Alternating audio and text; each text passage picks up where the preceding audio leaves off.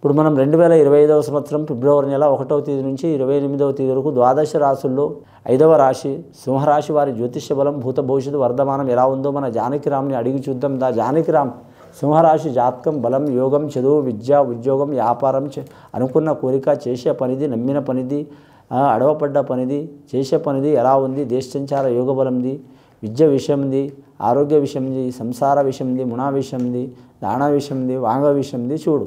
సింహరాశి వారి జాతకంలో చాలా అద్భుతమైన ఫలితం వచ్చిందండి. లక్ష్మీదేవత వచ్చింది, సరస్వతి వచ్చింది, విఘ్నేశ్వరుడు వచ్చిండు, సత్యనారాయణ స్వామి వచ్చిండు.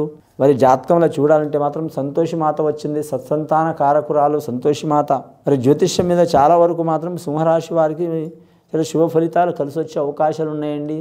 సంతోషి అమ్మదయ ఉంటే అన్నీ ఉన్నట్లే అన్నట్టు వీరి జాతకంలో చూడాలంటే మాత్రం స్త్రీలతో సాకారం అయ్యే అవకాశం ఉందండి. అది కన్న తల్లి కావచ్చు, పెంచిన తల్లి కావచ్చు, చిన్నమ్మ కావచ్చు, పెద్దమ్మ కావచ్చు, అక్క చెల్లెలు కావచ్చు, భార్య తరపు వాళ్ళు కావచ్చు.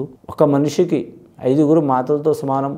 ఒకరు కన్న తల్లి, రెండవది వదిన, మూడవది మాత్రం పెంచిన తల్లి, నాలుగవది మాత్రం గురుపత్ని, 5వది మాత్రం భార్య వాళ్ళ మమ్మీ, భార్య వాళ్ళ తల్లితో సహకారం సమానం అండి. కాబట్టి వీరికి సహకారం జరిగే అవకాశం ఉంది. సింహరాశి వారికి సత్యనారాయణ స్వామి వచ్చిండు కాబట్టి సత్యంగల దేవుడు సత్యనారాయణ స్వామి వారి ఇంట్లో కానీ పెళ్లి జరగటం కానీ ఇల్లు కట్టడం కానీ ఖచ్చితంగా ఉంటుంది వారి జాతక బలానికి. అది ఈ మాసంలో మాఘమాసంలో మాత్రం చాలా వరకు అద్భుతమైన ఫలితం ఉంటుంది, కలిసి వచ్చే అవకాశం ఉంటుంది. ఆల్రెడీ మాట్లాడుకున్న శుభకార్యాలు ఉంటే అవి తప్పకుండా సిద్ధిస్తాయండి. ఆల్రెడీ మొదలుపెట్టిన ఇండ్లు అయితే అవి ఖచ్చితంగా కలిసి వస్తాయండి.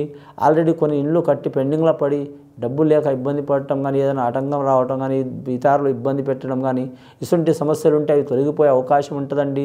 మూడవది లక్ష్మీదేవత, లక్ష్మీ అనుగ్రహం ఖచ్చితంగా ఉంటుంది వీరి పేరు మీద.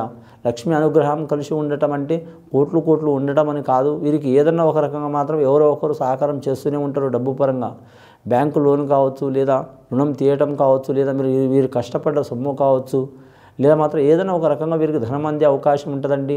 మూడవది సరస్వతి దేవత. ఇది ఆలోచన శక్తి చాలా ఉంటుంది.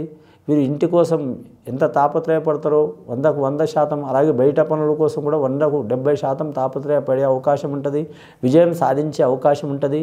వీరి జాతక బలంలో పట్టువదలని విక్రమార్కుడు లాంటి జాతకం వీరిది. మూడవది విఘ్నేశ్వరుడు వచ్చిండండి.